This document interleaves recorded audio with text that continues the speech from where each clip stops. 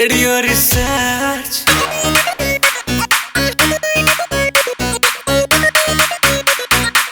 Radio research 90.8 FM 90.8 FM 90.8 FM सुनो जी भर के।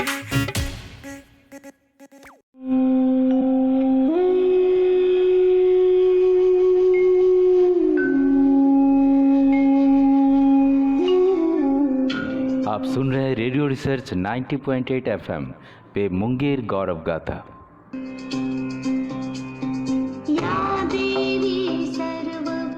मुंगेर का चंडिका स्थान शक्ति पीठों में से एक है, जहां सालों भर श्रद्धालुओं का तांता लगा रहता है। मुंगेर शक्ति पूजा का महत्वपूर्ण केंद्र माना जाता है। इसकी पौराणिक मान्यता राजा दक्ष के यज्ञ अनुष्ठान से जुड़ी है। कहा जाता है, जब सती पार्वती ने अपने पति यानी शंकर का अपमान देखा तो उनसे रहा नहीं गया और खुद को यज्ञ अग्नि में जला डाली। तब भगवान शंकर कुपित होकर सती के अजले शरीर को अपने कंधे पर लेकर तांडव करने लगे। सृष्टि को विनाश से बचाने के लिए भगवान विष्णु ने अपने चक्र से माता सती के खंडित अंगों को अपने सुदर्शन से 51 स्थानों पर गिरा दिया। इनमें से एक बाईं आंख मुंगेर के उत्तरी गंगा तट पर गिरी, जो शक्तिपीठ मां चंडिका के नाम से प्रख्यात है। देवी सर्वभूतेषु निद्रारूपेण संस्थिता। दोस्तों, आप सुन रहे हैं रेडियो रिसर्च 90.8 एफएम पे मुंगेर गौरव गाथा।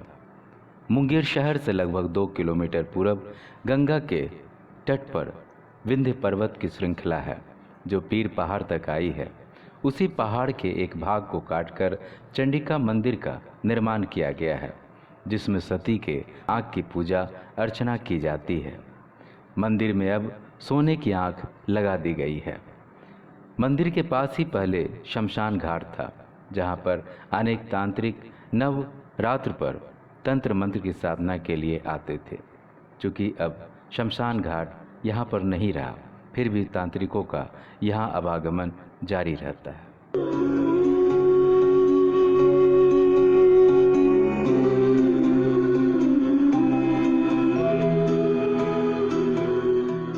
दोस्तों, आप सुन रहे हैं रेडियो रिसर्च 90.8 एफएम पे मुंगेर गौरव गाथा। शक्तिपीठ की महिमा को सच साबित करता यहाँ का उमड़ता जन सैलाब है, जिसकी संख्या दिनों दिन बढ़ती ही चली आ रही है। विशेषकर शारदीय एवं बसंती नवरात्र में यहाँ 9 दिनों तक श्रद्धालुओं का तांता लगा रहता है, जो घंटों इंतजार करके भी माँ चंडी के उस नेत्र का जलाभिषेक करते हैं, जिसकी आराधना से उनके मन को असीम शांति मिलती है। कुछ वर्ष पहले यहाँ पशु बलि भी चढ़ाई जाती थी, लेकिन प्रशासन के हस्तक्षेप के कारण यह बंद हो गई।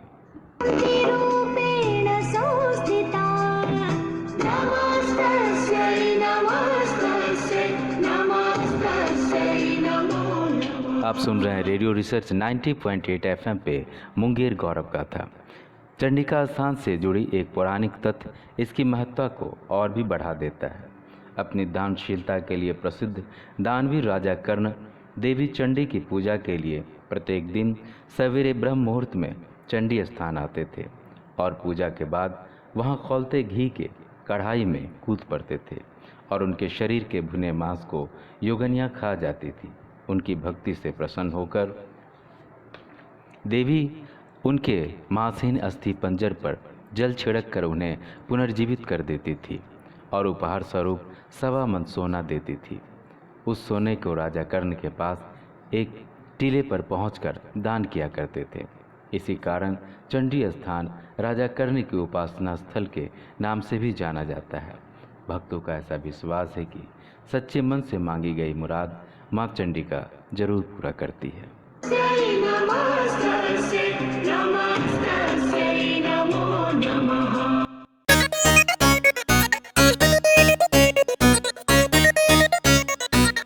Radio research